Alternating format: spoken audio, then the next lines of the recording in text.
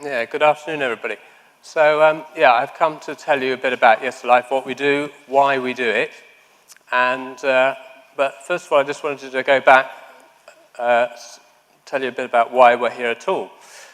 Some 20-something years ago, I lived down the road in Landscove here, living the quiet life in the country here with 3 daughters. And we had an ongoing concern about an accident, damage to the leg of my youngest daughter, Bryony. And we kept pestering the doctors and everything, getting very little response.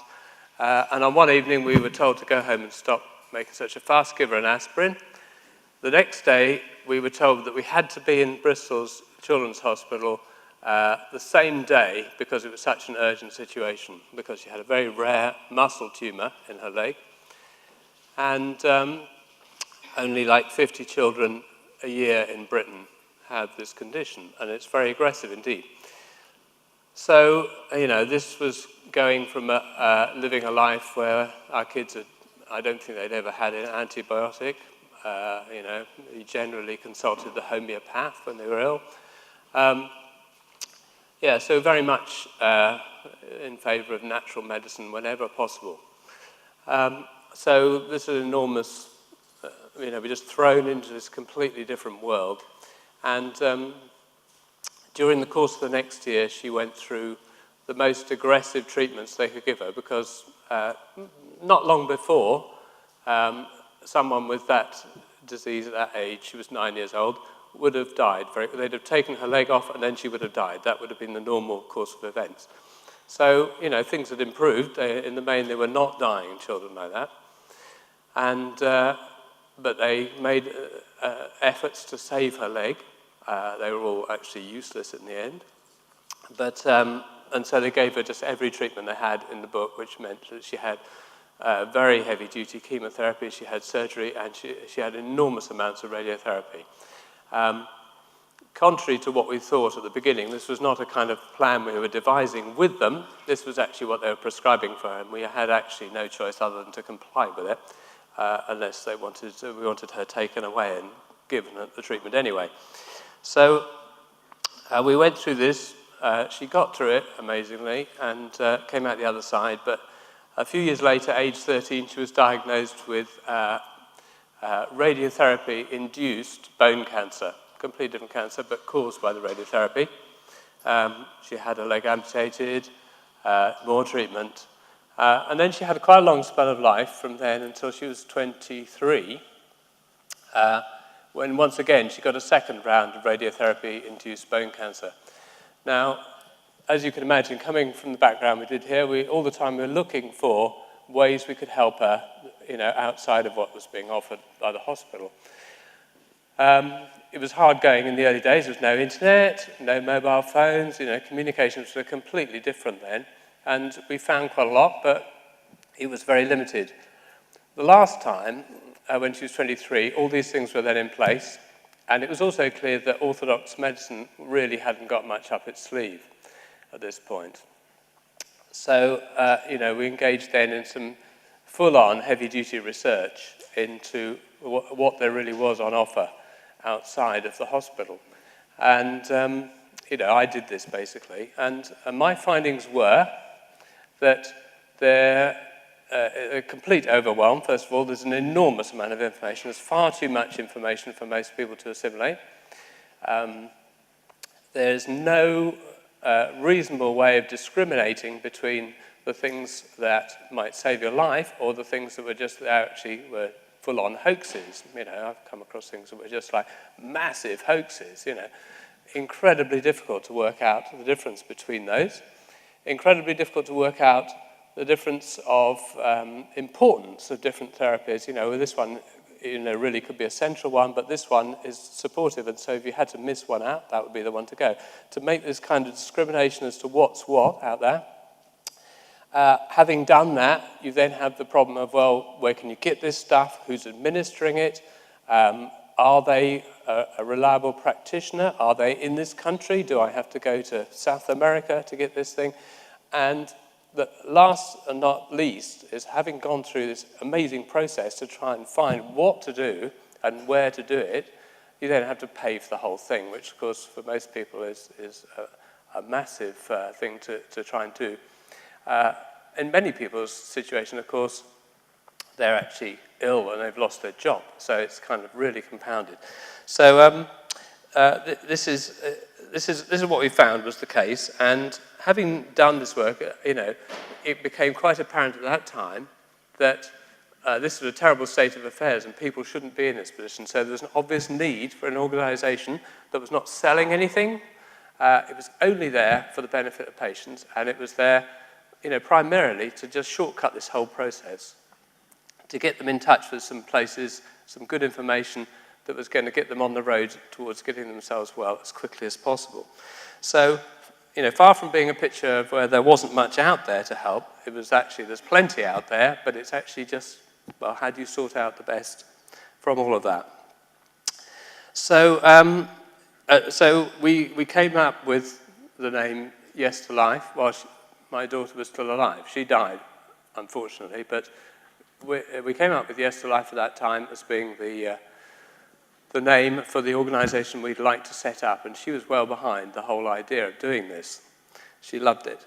So we actually set out, initially we set out to fundraise to try and help her. We raised quite a lot of money to actually get her some treatment, but sadly she died very suddenly. We hadn't really even started.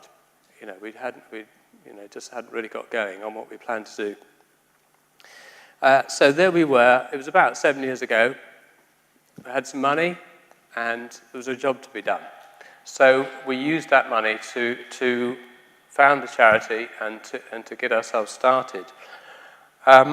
So what did we set off to do? Well, the charity, its mission is to help people in the UK who want to take an integrative approach to their treatment.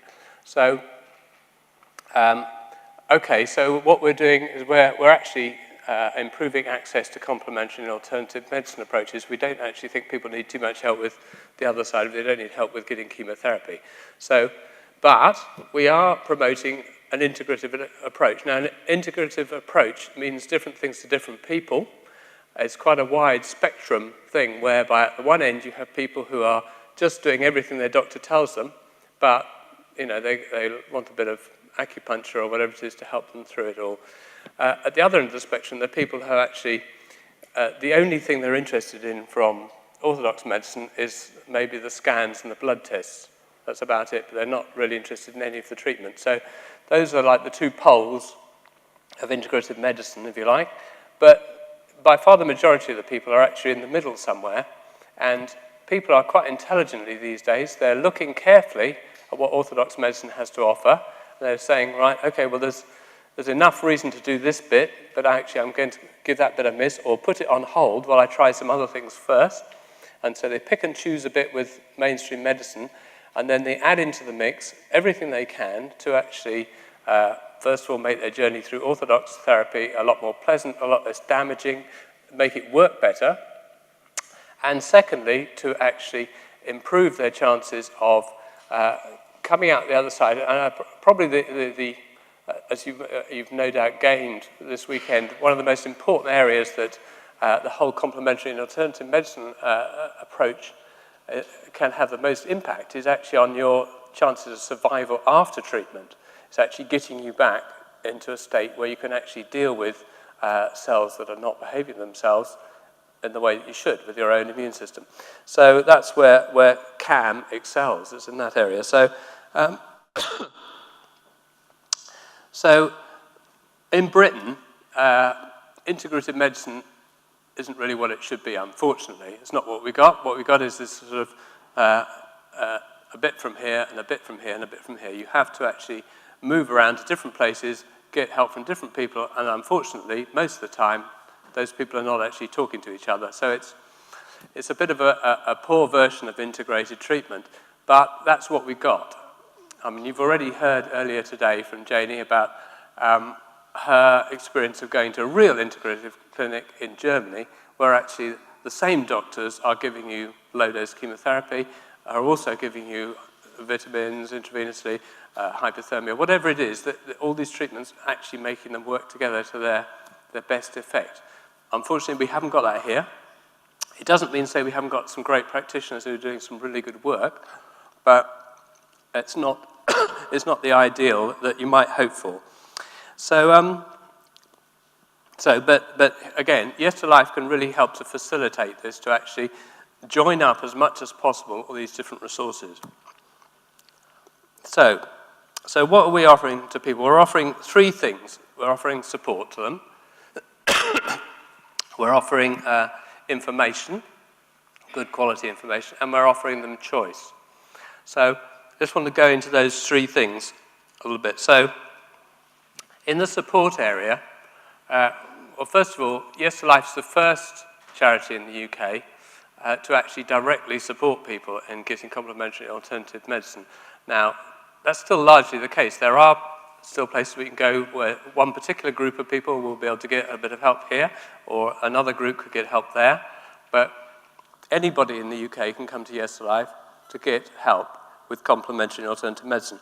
So that was the first, and desperately needed. It's no good going to Macmillan and asking for help with your supplements. They're not going to give it to you. So we're running a helpline service. We have a fantastic group of highly trained volunteers. All of those volunteers have got personal experience with cancer. That means they've either had cancer themselves, or they've had a very close relative or friend who's had cancer.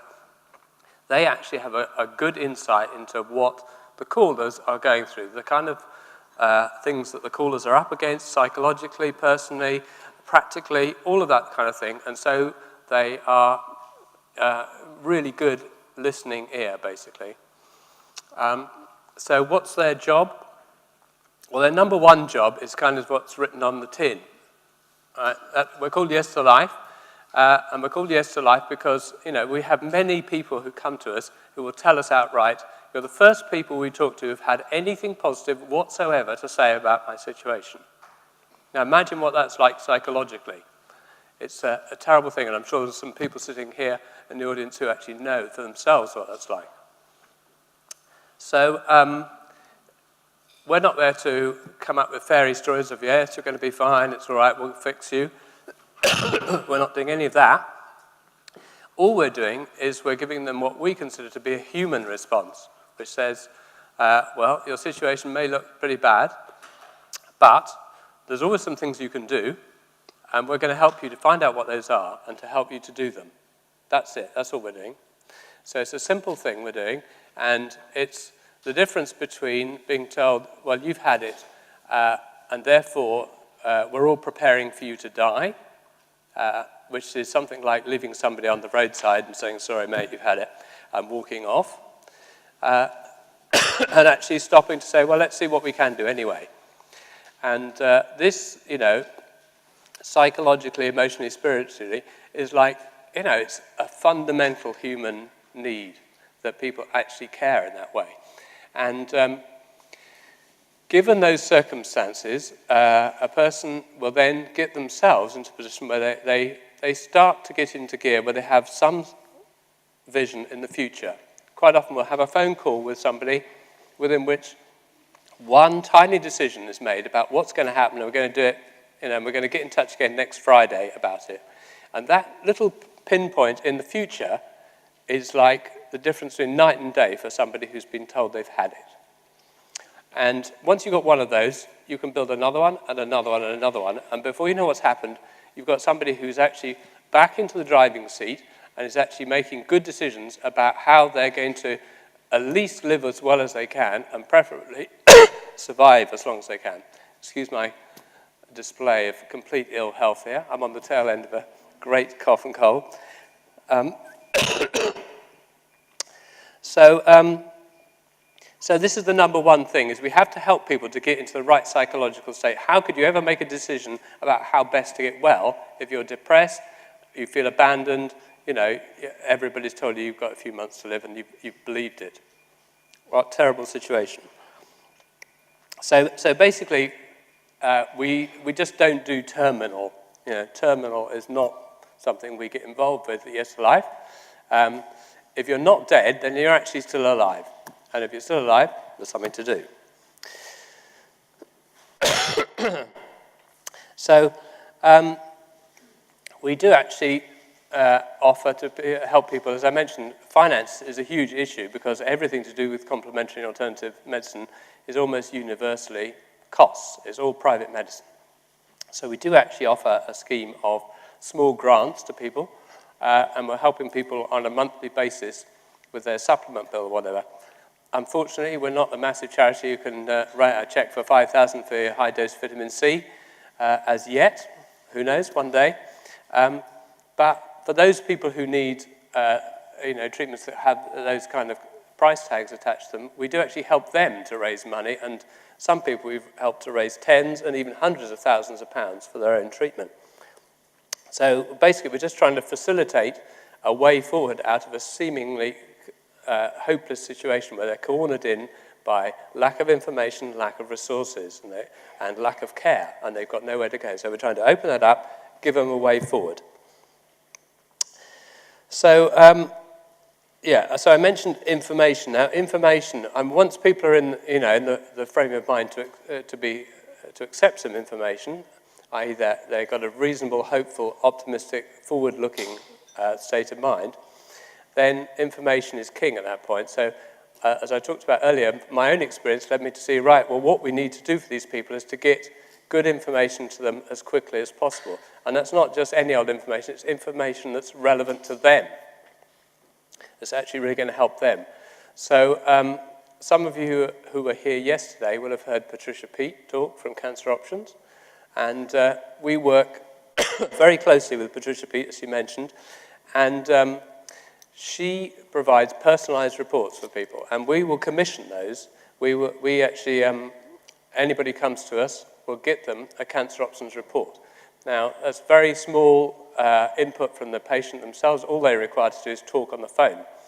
All the rest is done for them, and they receive, a few days later, a comprehensive report which details all the things that are worth considering for them, right from the macro decisions of the big treatment decisions, and this will include the orthodox options. It will include NHS options that maybe they haven't been told about because they don't happen to do them at Plymouth Hospital or wherever it is, but you can actually get them if you get a referral to the right place.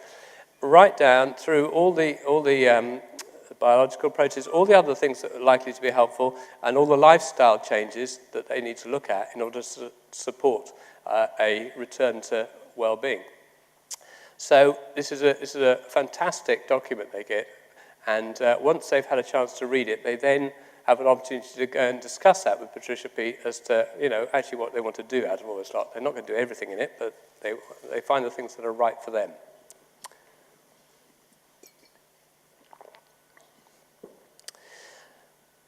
So on top of that, people come to us and they need signposting. These are people who maybe are partway through their journey already, but they need to get in touch with somebody who does this or whatever. So we do quite a lot of signposting people to good practitioners, to sources of information. We have an online searchable web directory. This, again, is kind of my response to the situation I dealt with.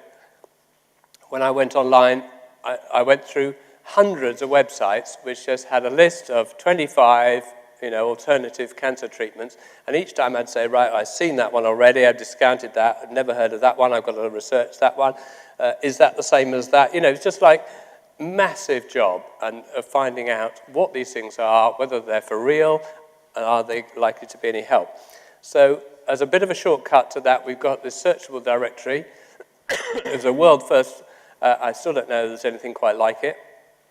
And you can go in there and you can have a look, and you could say, for instance, I've got lung cancer, I need a treatment that's in the UK that could be of some help. And it'll come up with a list of suggestions based on that information. So that's accessible to anybody in the world, in fact, not just the UK. So now I want to get on to talking about choice. So the government's been banging on about choice and patient-centered care for how long? I don't know, at least 20 years.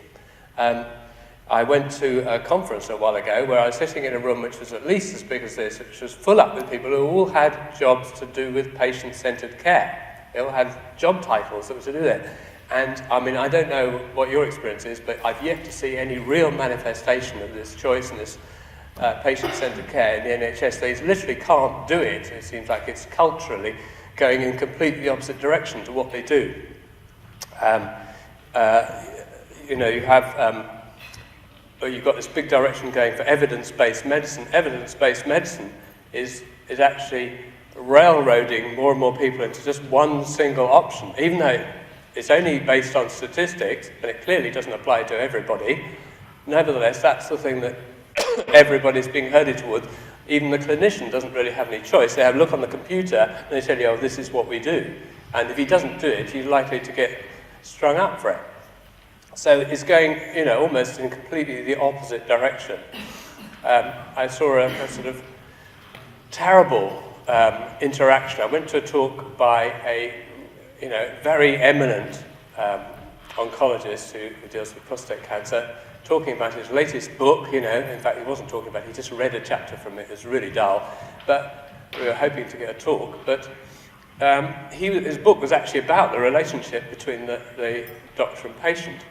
And in the question and answer at the end, this woman stood up to ask him a question about the relationship between tamoxifen and the sort of menopausal type symptoms that it brings on. And so she asked this question, and he said, well, you're not going to like the answer, he said, but the evidence says that it doesn't happen. And she said, well, you know, my experience is I can take the tamoxifen, the symptoms come on, I stop taking it, they go away. And I can do it again, and they come on, and stop, and they go away. So his response was, well, I'm sorry, that's the evidence. So there's this massive Grand Canyon gulf there between these two people. No communication whatsoever. The practitioner basically calling the patient, in this case, an idiot. Whereas the patient obviously clearly knows what happens in their situation. It might not happen to somebody else, but in theirs it does. And so there's no way this person can help that person at all within that. So that's the kind of direction things are going. So, so Yes Life, basically, what we want to do is we want to bring in this element of choice. And, you know, I've already told you how we like to empower people with some good information. This is the beginnings of it. So, I mean, our job at Yes to Life is not, we're not sort of prescriptive in any way whatsoever. We have no judgments about the people who call us what they should or shouldn't be doing. Interestingly enough, when I set out, I did think, well, we're bound to get lots of people calling up wanting to do really wacky things, you know. But that's really not been our experience. The experience is that pretty much uniformly everybody who calls us up is very intelligent about the approaches they take. They're thinking about it very carefully. They value the advice and the information that they've managed to get through Yes to Life. And they take that on board and they make some very good decisions. That seems to be our experience almost universally. So, you know, our job's not to tell anybody whatsoever what to do. That's not it. It's just to give them, here's some good information. You do with it what you think is best. And considering the fact that no one basically can actually say with complete confidence, yeah, I can fix you. Doesn't matter who they are, whether they're an oncologist, whether they're an alternative practitioner, nobody can do that. So it's really completely out of order for anybody to be telling anybody what they should do to fix themselves under those circumstances. So, another important element to do with choice is, well, you know, in order to have a choice, you have to realize that there are some choices to be made, and that's really not apparent. It may be down here in Totnes, but you know, most places it's not apparent at all that there are any choices. And it's certainly, of course, not put out by the healthcare system that there are any. So a huge part of what we do to support this is to actually have an educational program to actually teach people that there are choices. So we have a range of workshops, we have a range of seminars which are aimed at mainly educating the public. We've got 3 seminars in the coming year. The first one is next week in London. We're going to do one in Brighton, which is our first foray outside of London. And then we're coming a bit west to Bristol for the third one in the year. In those, I'm really pleased to say we've managed to secure the services of the only oncologist that I've ever met who's British and knows what nutrition is. Fantastic. Professor Robert Thomas, one of my heroes. He's definitely pushing the boundaries of oncology in Britain. He's the main speaker at all three of those, and the subject's going to be lifestyle choices and cancer, basically. What you can do in your life that's going to affect your chances of avoiding cancer, living with cancer well, or avoiding a recurrence. On top of those, we have what are called wellbeing workshops. These are opportunities for people to get together, meet each other, talk about, this is one of the things that's happening this weekend. People get a chance to meet other people. That's nice. They get some talks on the different workshops are different, but to do with exercise, to do with nutrition, to do with toxins in cosmetics, to do with, all these different things we'll bring into a kind of workshop situation. They're a bit more intimate, a bit more of a hands-on thing than a seminar. Also, slightly sort of alongside that, but a different move we've been making the last year is that traditionally, in the past, practitioners in this field have all been operating in isolation. They didn't speak to each other generally, they don't know what each other's doing, and in fact, 10 years ago they would have been busy mudslinging it at each other. They actually used to just sort of, crank themselves up as being the best thing since sliced bread and everybody else is rubbish, And so there's no kind of cohesive movement for another approach to medicine, which has led us to the kind of state we're in now, where, basically we're way behind in Britain. So to try and rectify this, I felt the time was right and it could actually work now. We had a conference in May, which was to form the British Society for Integrative Oncology. This is what Steve was referring to earlier. And we had fantastic turnout of specialists from all over the country actually came, and these are specialists they were oncologists, they were doctors, they were naturopaths, they were nutritionists, they were researchers, just all sorts of different disciplines came together, and during the course of the day they got an experience of how good it could be to have a BSIO, but also they got to decide what it was going to be and how they were going to start it up. So by the end of the day we had a kind of plan of sorts, which is now being worked on by a sort of steering group of people who are kind of voted in to represent 5 different groups. So I'm very excited about that. So, very soon, before Christmas, there should be an opportunity to actually become a sort of founder member of the BSIO. So I hope this is the beginnings of something big in this country. We've allied it, as Steve was saying, we got over a representative from the SIO, which is 10 years old in America, to come over here tell us, well, what's going on over there. So he showed us this picture of his department at Sloan Kettering with 40 people in it, which is the Integrative Oncology department. And, and it certainly it kind of underlined just what a terrible situation in here, how amazingly anti-natural Britain is. It's just a disaster. I'm very excited about that. That's one of the things that desperately needs to happen. The other thing that desperately needs to happen is what's begun to happen here. Steve's kind of is really roughed up this area, so there's a beginnings of an awareness of the Cancer Act. The Cancer Act, its real power is the fact that nobody knows it exists. And the enormous degree to which this is controlling information is just like, it's way beyond anything that anybody would realize. But the people who are working with it, of course, know very well. If you're, for example, Andrew and Nancy from Really Healthy Company here, they will know very well. If you're a supplement company and you produce a supplement, and the University of Vienna has done this fantastic trial, really well carried out trial, comes up with an absolutely clear result. This is brilliant for men with late-stage prostate cancer. If you put a link from your product to that trial, you've broken the Cancer Act. Now, how can that be any help to anybody at all? What positive thing can you say about that at all? Nothing, clearly. It's just simply holding things down, stopping progress, and to an enormous degree. So we all need to get aware of the fact there is a Cancer Act, and it's time for it to change. We need a Cancer Act of some kind, maybe. I don't know. We don't have a Heart Attack Act or a Knee Pain Act or anything else. We just have a Cancer Act. It's rather interesting. But, who knows? Maybe we don't need one at all. So, anyway, that's a little run around of Yes to Life, what we're doing. I'd love all of you lot to actually help us to do it.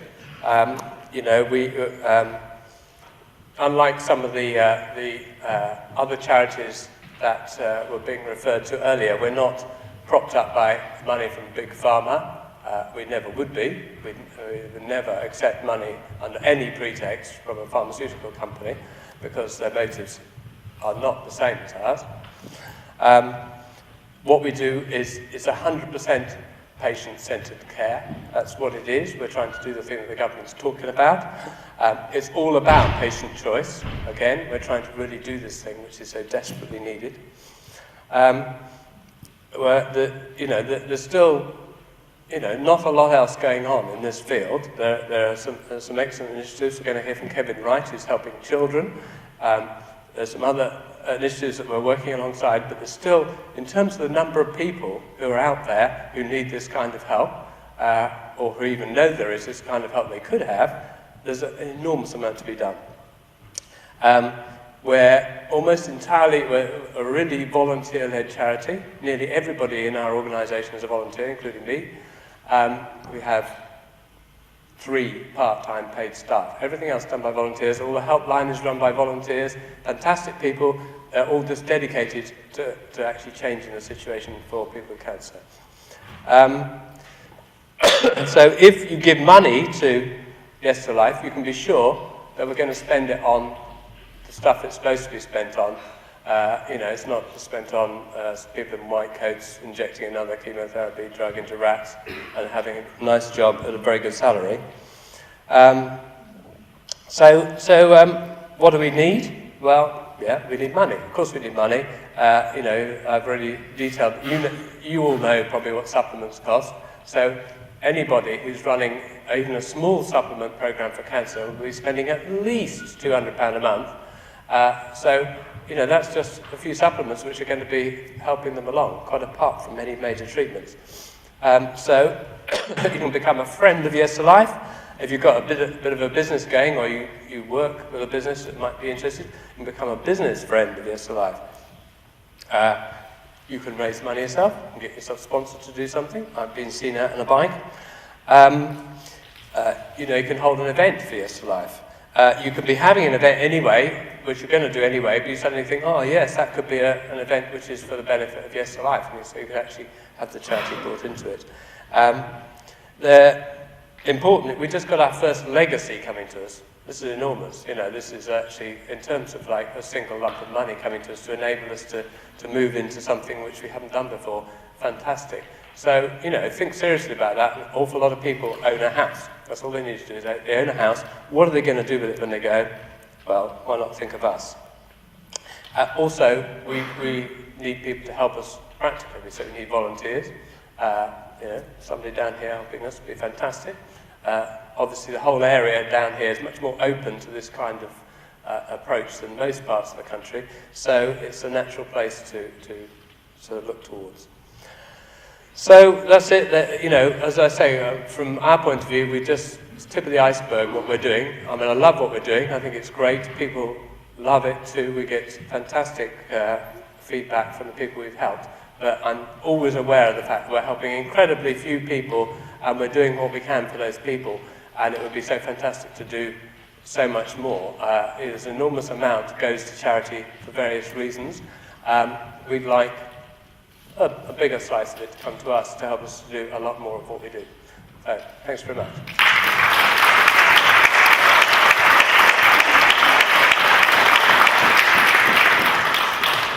Thank you. I'm just wondering, the new London Hospital for Integrated Medicine program, is that fitting into these things at all? The homeopathic hospital. Yeah, well, I mean, it's been a bit of a story, the homeopathic hospital. As most people know, homeopathy was attacked to death, basically. It's really just, a lot of the hospitals have only just survived. And one of the ways they've survived is to actually broaden out what they do. So they basically found out that what appeared to be a marvellous thing of getting themselves embraced by the NHS, then turned around and bit them, basically, in the form of the fact the NHS, in the form of a group of doctors, said, why on earth are we paying for this rubbish? And so it's a kind of double-edged situation. So they've now embraced a lot of other things. I think it's still doing, some good work there. People are getting referred within the system, the NHS, to there when they ask for something a little bit outside of the normal in the way of cancer care. So it's a good resource. I think it's definitely better than nothing. But it's nothing like what you described as an integrated clinic or hospital. Nothing, not even remotely like it. I did also hear that one London hospital, I've forgotten which, is actually beginning or trialling hyperthermia for prostate cancer. Are they? Which one was that? It's the aptitude. I can't remember. It was on a natural... Right. Okay, well, I'm very pleased to hear that. I mean, hypothermia has had some odd little forays in this country. They did trial it at Hammersmith, but, whereas it's clear, all the evidence is there that it actually is enormously helpful. The main thing it does is to actually make whatever treatment you're doing, doesn't matter what it is, more effective. And so it enables people who are having regular treatment, this is what they do on the continent, is you go there and you have much less chemotherapy, much less radiotherapy, and get the same result. So much less toxic, same result. I mean, that has to be good. And of course, it's not even expensive. So probably the overall thing of having less of the other treatments means that it's a reduced cost. But anyway, good old, backward Britain hasn't really done anything with it. And Dr. Siggy Trexler is doing it at New York. Yes, there are clinics that are doing this work, that's right, yeah. One more question, yes, that lady over there, thank you. The thing that impresses me when you're talking is your determination and your... Who's speaking? Here. Oh, right, hello, And yeah.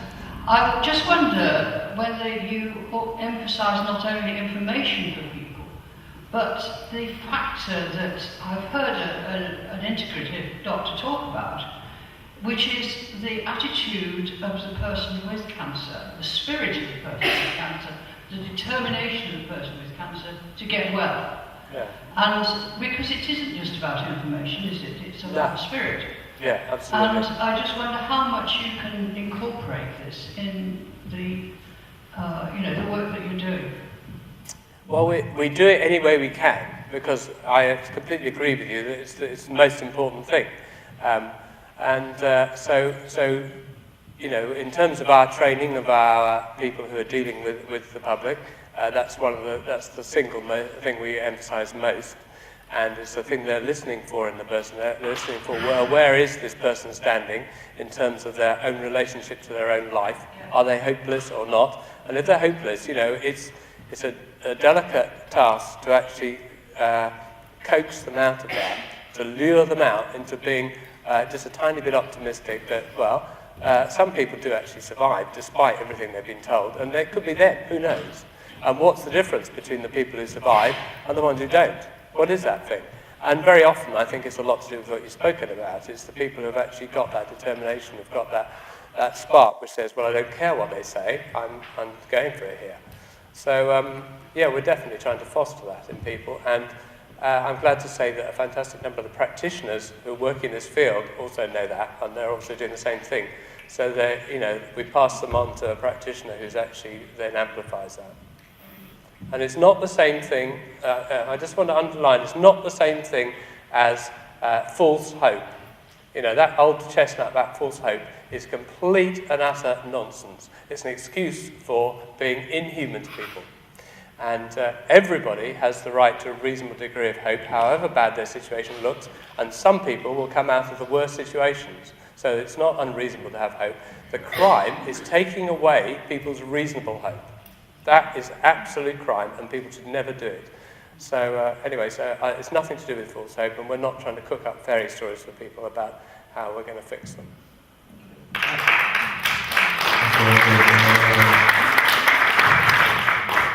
But also, I imagine if, say for example, somebody is going to die in 9 months, and if they adopt a positive attitude and a positive lifestyle choices in terms of diet and doing the exercise that they can, and that in a sense can only help them to be healthier, to think more clearly, to have the energy to process emotional issues that need to be dealt with, before they die. So, adopting all of these constructive attitudes and approaches, in the sense of whether or not people die, I think, are very important for giving them quality of life in the time that they have available. Yeah, I think the biggest thing here is actually helping people to live with uncertainty. Everybody wants certainty in the future, they're all looking for it. We actually never got it. It's unreal, certainty in the future. It's completely unreal. But people who've got cancer, the fact that it's unreal is much more apparent. And they need help to be able to live with that. And if they can live with that, and they can live with the fact that they don't know that they're going to live for another 20 years, and they don't know whether the doctor's right either. He says 9 months. He doesn't know, actually. He just took it out of the book and says 9 months. Actually, nobody knows. That's the truth. Nobody knows. Now, in terms of what Rob was talking about earlier today, which is having this kind of robust relationship to life, this is one of the biggest areas. If you can actually live with uncertainty, you've got a fantastically robust relationship to life. If you can really do that and it doesn't faze you. And all you can say is then, well, you don't know how long you're going to live, but you can be absolutely sure that however long it is, that life will be many 100% times better than it would have been if you didn't. So, that's all you can say. So that's what we're trying to help people do. And then, okay, they lived exactly what the doctor said, but it was a damn sight better than if they'd just given up hopelessly and waited for it to happen. Excellent. Robert, Daly, thank you very much. Okay.